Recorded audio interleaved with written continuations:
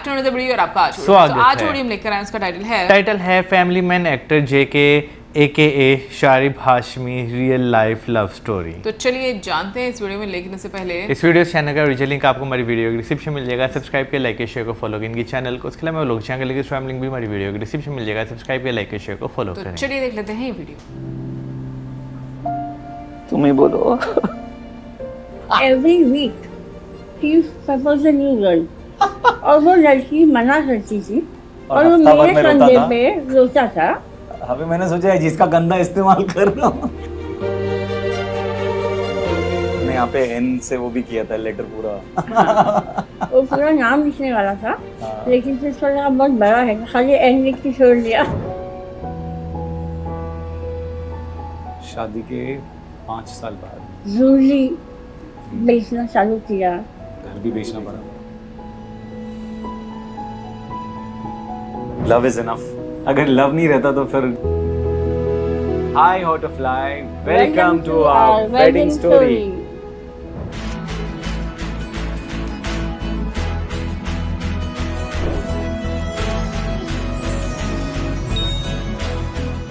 मेरी स्टोरी अलग है और इनकी अलग है। पहली बार कॉलेज में मिले थे हम लोग। इनका जो भाई है समीर, वो मेरा दोस्त था, मतलब अभी भी है। तो हम लोग एक ही ग्रुप में थे।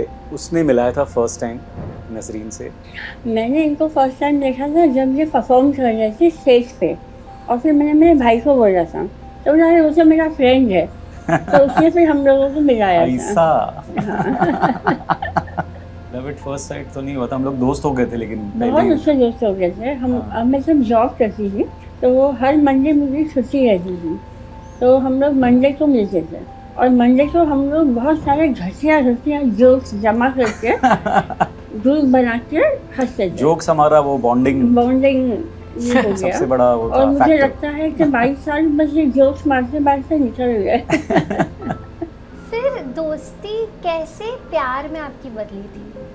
तो मैंने इनको प्रपोज किया था क्योंकि उसके पहले मैं मतलब उस वक्त मैं बस प्रपोज करते रहता था लोगों को। अच्छा, when we were friends, every week he proposed a new girl और वो लड़की मना करती थी और वो हफ्ता भर मेरे में रोता कंधे था। पे रोता था और फिर बाद में बोलता था अभी मैं ना इसको प्रपोज करने वाला हूँ।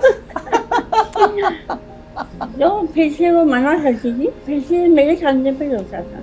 अभी मैंने सोचा है जिसका गंदा इस्तेमाल कर रहा हूँ एक बार उसको भी पूछ के देखता हूँ। फिर मैंने बोला अभी फिर से मेरे कंधे पे रोएगा, चलो हाँ बोल देते हैं। तो from my side there was no love as such, लेकिन मुझे लगा यार चल यार ट्राई तो दे सकते हैं। I realise that he likes me और फिर हमारा कंसल्टेशन हुआ एंड देन फिर बाद में उसने लेटर लिखा। पहले मना कर दिया था, हाँ। फिर मैंने बहुत सारे लेटर वेटर लिखे।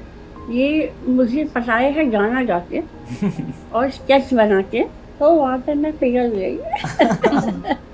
मतलब अच्छी कॉलेज पीछे पड़ी रहती थी इसलिए कि यार हमको स्केच बना के दे, लेकिन उसने बनाया किसका? मेरा। और मैं वो स्केच बना रहा है और मैं भी बहुत स्मार्ट, मैं कहाँ देखूँ? तो ये अंदर से बोलना चाहते मेरी आंखों में देखो। And I'm like behaving like innocent. Where do I look? So I think that was his love language. फिर मैंने यहाँ पे एन से वो भी किया था लेटर पूरा। ससर था ना? हाँ। वो पूरा नाम लिखने वाला था हाँ। लेकिन फिर थोड़ा बहुत बड़ा है, खाली एन लिख के छोड़ दिया। I was not impressed. N K भी मतलब आधे एन में मतलब ज्यादा इंटेंसिटी थी, लास्ट वाली डंडी थोड़ी। What was your love language? How did you try to impress him? एक बार बैंड्रा में हम लोग मिलने वाले थे 4 बजे, मैं 6:30 बजे तक रुकी। अच्छा, there is no way I can reach to him कि तुम आ रहे हो नहीं आ रहे हो।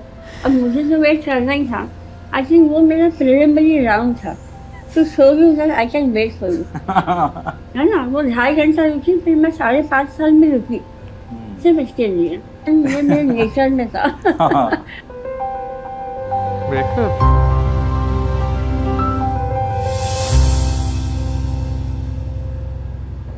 Breakup was episode. 1 साल से हम लोग कॉलेज में साथ में। उसके बाद ब्रेकअप हुआ एक हमारा। साल की एनिवर्सरी के बाद इनके भाई को पता चल गया था, तो फिर उसने मुझको कन्फ्रंट किया। सबसे पहले उसका जो कंसर्न था वो ये था कि तेरी हाइट देख, इसकी हाइट देख, और हम लोग खो जाए, तुम लोग सुननी हो, अभी कॉलेज में ही है तो हम लोग क्या इसके भी है? शादी करने वाले 6 महीने में। हाँ नहीं तेरा अभी तक कुछ है ही नहीं, जो मैं बोल रहा हूँ मान जा अच्छे से, नहीं तो फिर मैं कुछ और भी तरीके से फिर तो ऐसे करके थोड़ा उसने वो भी दिया तो कि ये डर गया। हाँ तो मेरी फट गई। तो उसने डिसाइड कर लिया हाँ। मुझे पूछे बिना कि वो मुझे छोड़ देगा, राइट? करेक्ट। और उसने ब्रेकअप कर लिया मुझसे। बहुत गुस्सा आया होगा ना आपको? गुस्सा तो नहीं आया था, सैड थी मैंने उसको बोला भी था कि गिव अप मत कर, it's okay, we can you know work this out, चाहिए ना तो हम नहीं मिलेंगे। बट इसने तवज्जो नहीं दी उस चीज़ को। मुझे क्या लगा कि ये अभी बोल रहा है, हो सकता है थोड़े टाइम में सब सही हो जाएगा, वील बी बैक टुगेदर, किसी को पता नहीं चलेगा। बट वैसा हुआ नहीं। I kept on calling him and he gave up on me, but I didn't.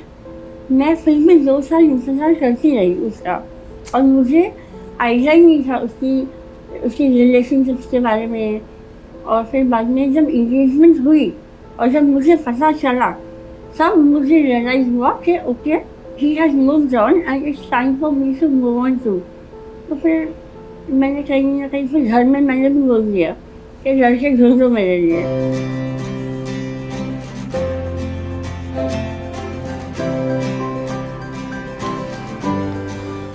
फिर एक बार जब ब्रेकअप हुआ तो धीरे धीरे मैं मतलब मूव ऑन कर गया। मेरी एक और इंगेजमेंट हुई उसके बाद, वो इंगेजमेंट 1.5 साल तक चली, लेकिन वो जब मेरी इंगेजमेंट टूटी तो फिर मैं वापस इनके पास ही भागा, क्योंकि मेरे को मतलब रोने वाला एक ही कंधा है। लेकिन मैंने ये रियलाइज़ किया कि I was happiest when I was with her, और मैंने बोला कि इस बार मैं सबसे मतलब लड़ जाऊँगा, वो मैंने ठान लिया।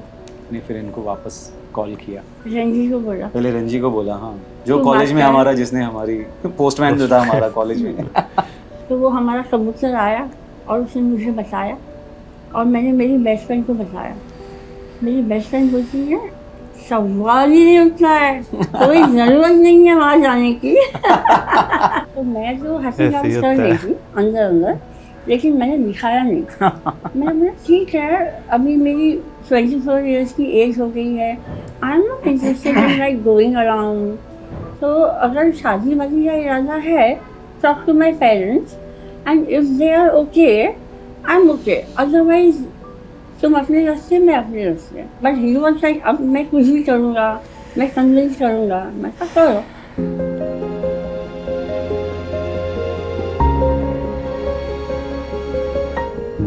सबसे मिला मैं भाई से, भाई से नहीं, भाई से तो सबसे- मिले ही नहीं। सबसे पहले मॉम से मिला, नहीं मॉम। भाई समीर से भी मिलने गया था। हाँ, तो मॉम को मिलने से पहले ऑब्वियसली मुझे थोड़ा सेटअप करना था। अब जब ये कॉलेज में मुझे छोड़ के गया, इले नहीं है, 5.5 साल बाद आया, सेम सिचुएशन। मैं हमेशा बोलती हूँ ये लुत्फा गया था, लुत्फा आया। ठीक है, शादी करनी है, लेकिन ना कमाई है, ना जॉब है, ना पैसा है। तो अब ये सिचुएशन में मैं मेरे माँ को बोलूँ कि ये लड़का मुझसे शादी करना चाहता है, लेकिन पैसा तो कमाता नहीं है, वो पॉसिबल नहीं है। तो मैंने झूठ बोला मेरे घर में कि ये 15,000 कमाता है। 15,000? मैं, और उस वक्त 15,000 बहुत बड़ा अमाउंट था, और मैं 10,000 कमा लेती हूँ, हो तो जाएगा। हो जाएगा। माय मदर वाज कन्विंस्ड, और उस हिसाब से हम मीटिंग हुई। मीटिंग सेटअप किया। और फिर मेरी माँ को लगा कि ठीक है, इतना ज़्यादा हाई डिफरेंस भी नहीं लग रहा है।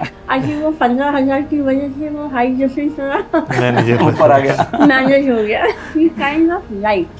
फिर उनको बोला गया कि अब आप अपने घर में बात करो। तो अब इनके घर की स्टोरी ये हाँ, बताइए। मुझे लगा कि मेरे यहाँ तो एकदम केक वॉक होगा, लेकिन मेरी मॉम ने मना कर दिया पहले ही। उनको भी मतलब हाइट हाइट में से और मैं वो बहुत सब। मोटी थी। एक हफ्ता पूरा रो रो के मनाया। जिस दोस्त की वजह से पहली बार ब्रेकअप हुआ था, तो उसकी मॉम ने, जावेद की मॉम ने हम मेरी मॉम से बात की, उन्होंने मेरी मॉम को कन्विंस किया। और वो दोनों बेस्ट फ्रेंड थी। हाँ। और ऐसा फाक ऐसा हुआ कि वो मेरी मदर इन लॉ को मिलने आई और मेरी मदर इन लॉ को कन्विंस किया कि देखो बच्चे हैं, पूछ रहे हैं, आपकी रजामंदी चाहते हैं तो दे दो, कल को करके आ जाएंगे तो अच्छी बात नहीं है। और ये बोल के वो अपने घर गई और उनकी तबीयत खराब हो गई, उनको वो कोमा में चली गई एंड उसके बाद वो वापस नहीं आई। तो वो एज अ बेस्ट फ्रेंड उनको लगा ये आखिरी बात मेरी बेस्ट फ्रेंड की, मैं कैसे टालूं, तो उस चक्कर में वो मान गई, उनका वो रोल था वो निभा के चली गई।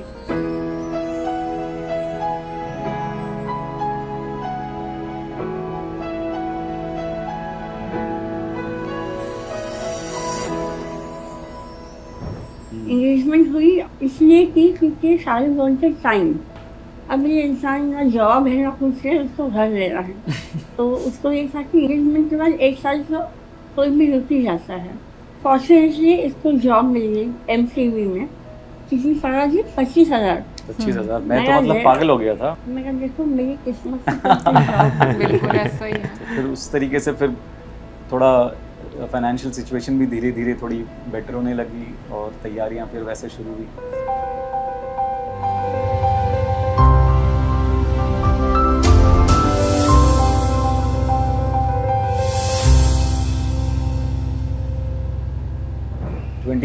December 2003 में शादी हुई थी। जब मैंने उनको पहली बार देखा था खुश था बहुत, फोटोग्राफर ही बोला था कि मैं पहली बार इतना खुश दूल्हा देखा है। और मैं स्टेज में चल के जा रही हूँ, स्टेज वो आयल है और मेरे को इतनी घाई है जाने की, आई एम वॉकिंग फास्ट। मेरी सिस्टर ने मुझे बोली थोड़ा धीरे चल दुल्हन हो, मैं ओके। विदाई के टाइम पे मैं रोया था बहुत ही सबको रोता हुआ देखे। सच बताओ क्यों रोई तुम?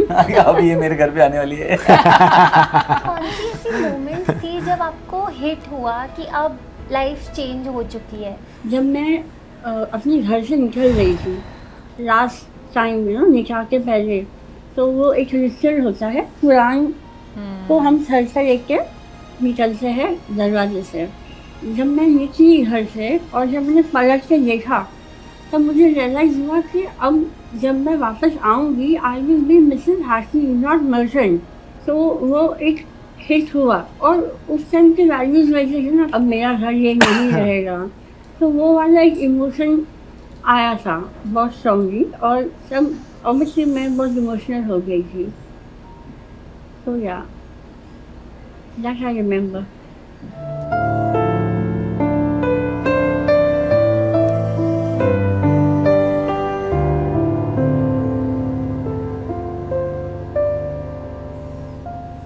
पर गए तब रियलाइज हुआ कि यार ये तो अब दुनिया बदलने वाली है पूरी। यहाँ से मतलब लाइफ का एक नया चैप्टर शुरू होने वाला है। नर्वसनेस से ज्यादा एक एक्साइटमेंट था। I was also excited. हाँ कि यार ये अकेले रहेंगे। एक तरीके से हम लोग का वो लिव इन टाइप था। नो रिस्पांसिबिलिटी, चिल मार रहे हैं, वीकेंड में पिज्जा खाएंगे, चाइनीज खाएंगे, क्या बनाऊं, मैगी बनाऊं। दोनों मस्त कमाते थे, जॉब करते थे, एंजॉय करते थे। हाँ।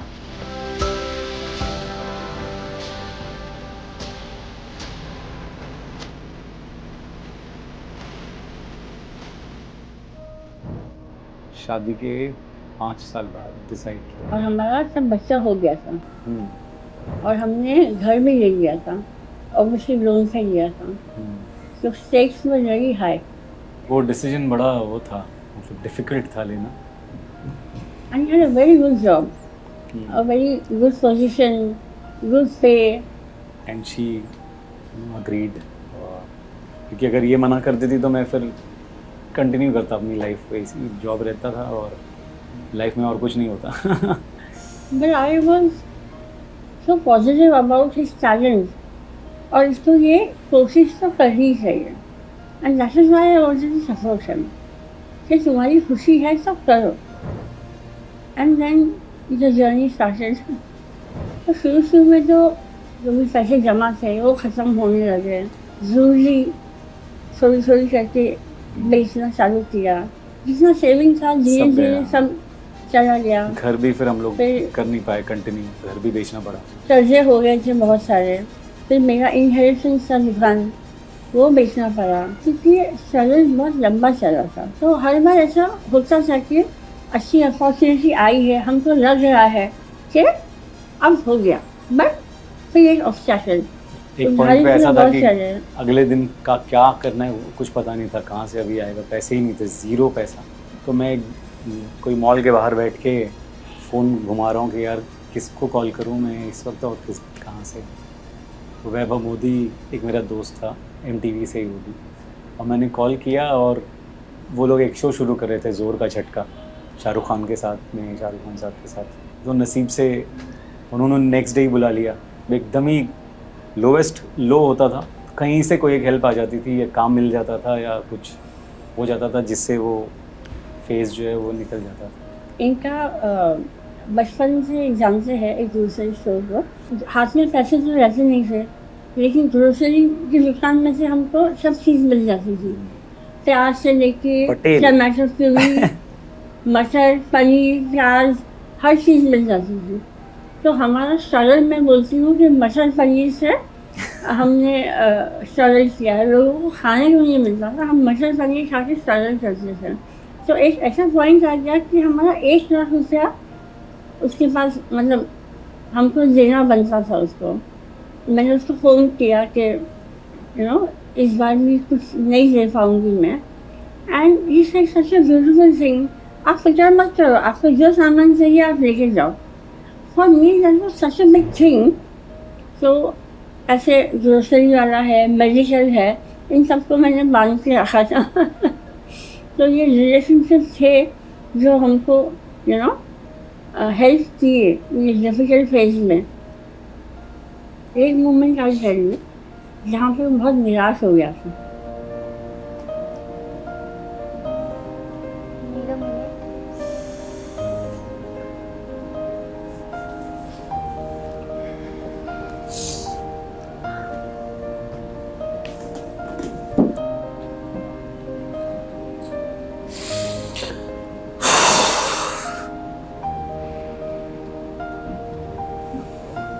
तुम ही बोलो।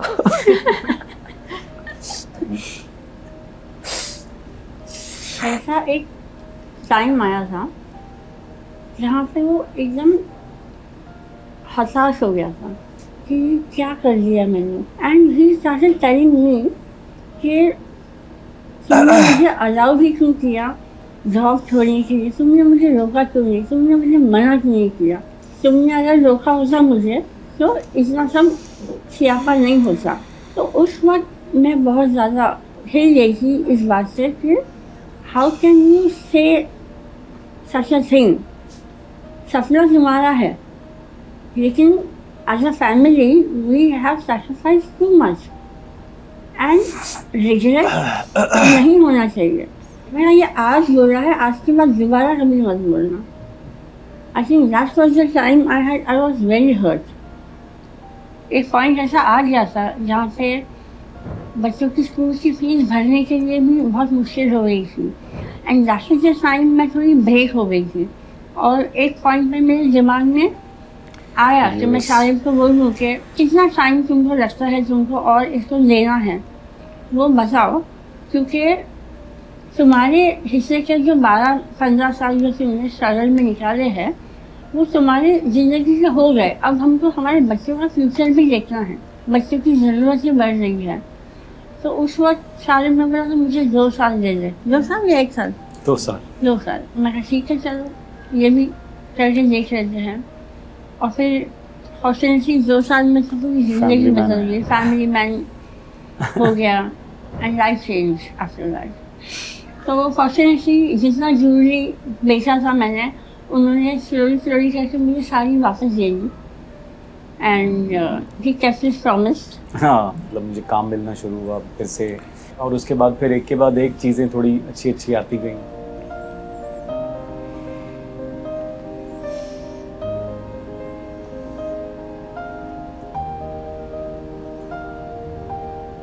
अच्छा फेज चालू हुआ, उसमें मेरा जर्नी भी साथ साथ में चालू हो गया। यहाँ पर सक्सेस मिल रही है और यहाँ पे मेरी हेल्थ डिटेरियोरेट हो रही है। When was the first time that you were diagnosed? 2018 में हुआ था। It was an oral cancer. जो डॉक्टर है उसने बायोप्सी किया था and I remember that day मैं रिपोर्ट लेके वापस आ रही थी और सारे मुझे रोड पे ही मिले। मैं जा रहा था, हम लोग फैमिली मैन की टीम जो है, हम लोग सब लंच पे हम लोग कहीं जा रहे थे। और मैं मेरी बेटी को स्कूल से पिकअप करके रिपोर्ट लेके आ रही थी। And I asked him, is it important जाना? इसका क्या इम्पोर्टेंट है, सब मिल रहे हैं, मुझे जाना है।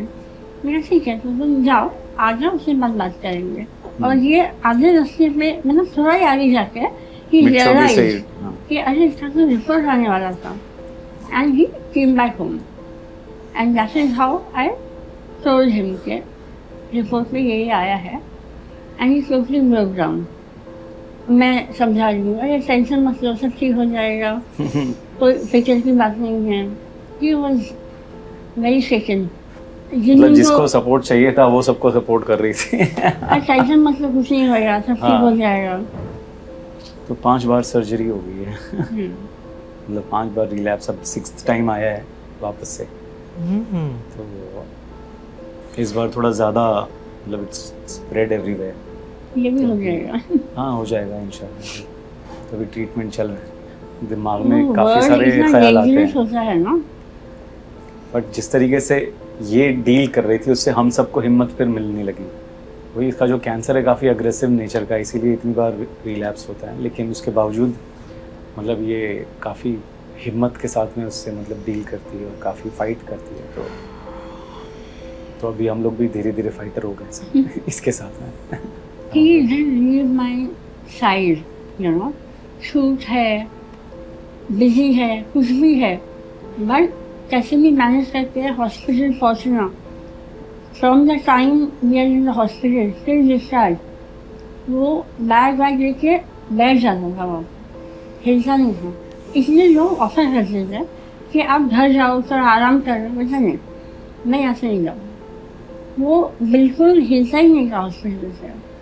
एंड कॉन्स्टेंटली ही बीइंग देयर, मुझे बहुत अच्छा लगता था कि वो है ना, तो अपने में तसल्ली हो जाती थी कि ही इज देयर। तो in many ways he has been there. पूरी जर्नी है, अभी जो ट्रीटमेंट है वो बड़ा लंबा चलने वाला है। ऐसा नहीं कि अभी भी कोई मतलब केक वॉक है। 1.5 साल में रिलैप्स हो रहा है और हर 1.5 साल में उतना पैसा ट्रीटमेंट में जा रहा है। लेकिन ये एक बहुत बड़ा डेंट होता है इन द पॉकेट जब तुमको सारा ट्रीटमेंट का खर्चा करना पड़ रहा है। ही हैज मैनेज, बिना किसी से 1 रुपया उधार लिए उसने मेरा सारा ट्रीटमेंट कराया है, which is a very big deal for me. See I will not deny there are days जब तुमको अच्छा नहीं लगता है। फॉर अ वुमन 5 सर्जरी सारी फेस पे होना, फेस इतना चेंज हो जाना, स्लीव में इतना प्रॉब्लम होना, और हर तरीके से no it affect a woman. मैं अपने पुराने पिक्चर देखती थी तो लगता था यार कि I was so beautiful and अब मैं किसी अलग दिखती हूँ। बट अपने आप को देख के लगता था, but I am very confident about myself and the opinion people have about me, people who are around me, that matters a lot. But जब मैं हाइंडसाइट में देखती हूँ कि नहीं यार एटलीस्ट आई एम अलाइव, मैं खुश हूँ मेरी फैमिली के साथ, तो ये सारी चीज़ें एक पॉइंट के बाद मायने नहीं रखती है। मतलब इतना तो पता है कि no that one person I can go to it's him and same for him. या अब हम एक दूसरे को आई लव यू नहीं बोलते बिकॉज ज़रूरत नहीं है। There are so many things you know you do on daily basis for each other, itself says a lot. हम लोगों ने कभी बाबू सोना भी नहीं किया। हाँ निब्बा निब्बी बाबू बाबू निब्बा निब्बी वो सब तो वो नहीं मिला किया बाबू, है। बाबू ने खाना खाया। यू नो घर से निकलने के पहले एक दूसरे को हक करना, फॉरहेड पे किस करना और फोन करके चेक करना कि कब आओगे। I think all these things just checking on each other. और अगर जब उसको टाइम नहीं होता है तो मेरा डायलॉग है lucky no time for love कि लव इज इनफ, क्योंकि पैसे तो ज़्यादातर टाइम पे थे नहीं। अगर लव नहीं रहता तो फिर पैसे आते थे जाते थे। हाँ। कभी उसका फिक्र नहीं किया। Love was the only constant. या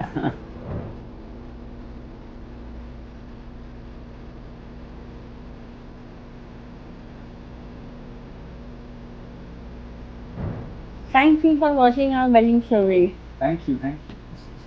मुझे आज की जो शादी की ये स्टोरी है ये बहुत अच्छी लगी। वैसे मोस्टली लोगों की आप ज़िंदगी की स्टोरी सुनते हैं तो बहुत डिफरेंट होती है। बहुत सारे लोग जो है अपनी शादियों से जो है वो कंप्लेन कर रहे होते हैं।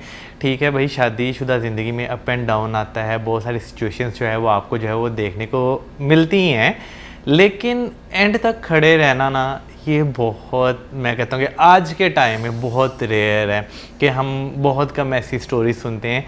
लेकिन हाँ, जहाँ पे वो स्टोरीज़ भी सुनते हैं वहाँ पे आपको ऐसी स्टोरीज भी सुनने को मिलती है जहाँ पे पति पत्नी हर सिचुएशन में एक दूसरे के साथ खड़े रहते हैं। बिल्कुल। और ऑनेस्टली मैं बोलूँ यहाँ पर क्रेडिट दोनों को जाता है कि उनके मुश्किल टाइम में दोनों एक दूसरे के साथ खड़े रहे, दोनों एक दूसरे के साथ थे। बट जिस तरह से बार बार रिवर्ट होकर उनकी लाइफ में ये चीज़ आ रही है और अभी भी वो एक ट्रीटमेंट के अंडर हैं, तो मैं तो सबसे पहले उनके लिए बहुत ढेर सारी दुआएं करना चाहूँगी कि उनके लिए आसानी हो, वो रिकवर करें।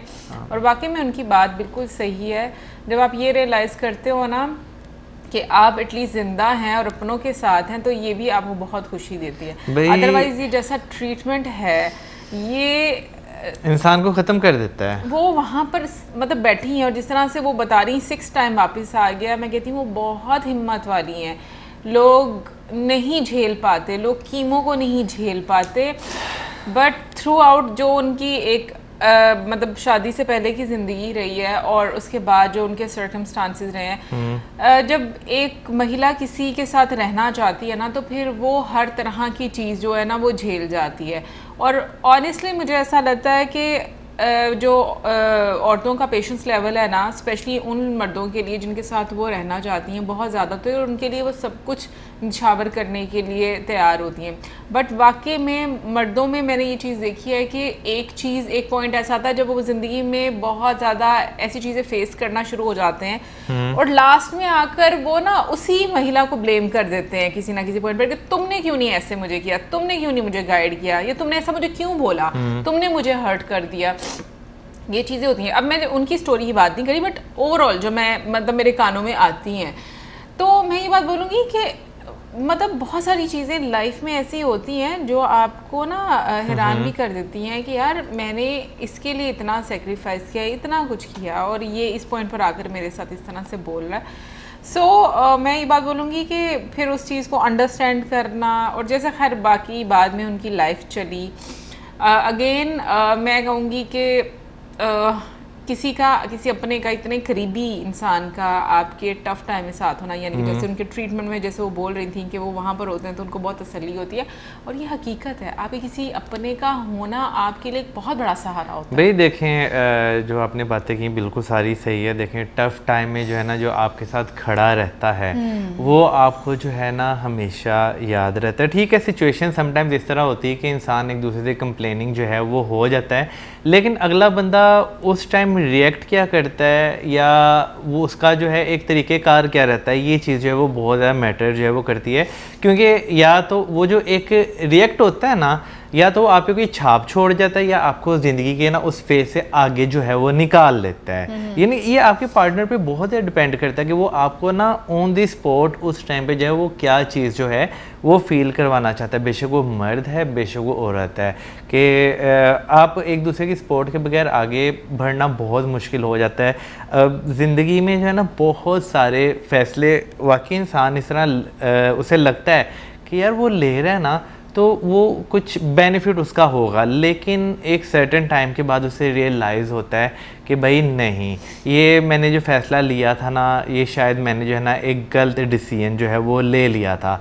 लेकिन उस टाइम जो है वो ब्लेम गेम खेलना या क्या नाम लेते, जैसे वो कह रही थी कि अपनी वजह से जो है आपने वो लिया, मैंने आपको सपोर्ट किया, ठीक है ना, ये जो होती है ना चीज़, इसके बहुत एक थिन लेयर होती है जहाँ पे जो है ना आप समझ नहीं पाते चीज़ों को। लेकिन मुझे नहीं लगता कि आपको ना अपनी फ्रस्ट्रेशन दूसरों पर इस तरह से निकालनी चाहिए। ऑनेस्टली बोल रही हूँ, अंडरस्टैंडिंग दोनों साइड पर होती है। जो प्रॉब्लम होती है ना उसको दोनों को मिलकर समझना चाहिए। और यस, बहुत सारे टाइम ऐसे आते हैं जहाँ पर आप नहीं समझ पाते थे and it is completely okay, क्योंकि बिल्कुल। वो टाइम ऐसा ऐसा होता होता है कि जहाँ पर शायद दोनों में से कोई एक चीज़ नहीं समझता, बट उसको दिल में बिठा के रखना जो है ना वो चीज़ बहुत गलत हो जाती है, क्योंकि मोस्ट ऑफ द टाइम बहुत सारे लोग अपने दिल में ये चीज़ बिठा रहे थे, भाई आपने उस टाइम पर मुझे ये बात बोली थी, बट उसके साथ अगेन मैं उनकी स्टोरी की लेकिन बात करूं, चीज़ ये है ना कि बोलने वाले को भी जो है ना उस टाइम रियलाइज नहीं होती चीज़ें। फ्रस्ट्रेशन निकाल रही होती है हाँ, ना। दोनों, ये एक नहीं, दोनों साइडों पे चीज़ होती है कि किसी को रियलाइज़ नहीं होता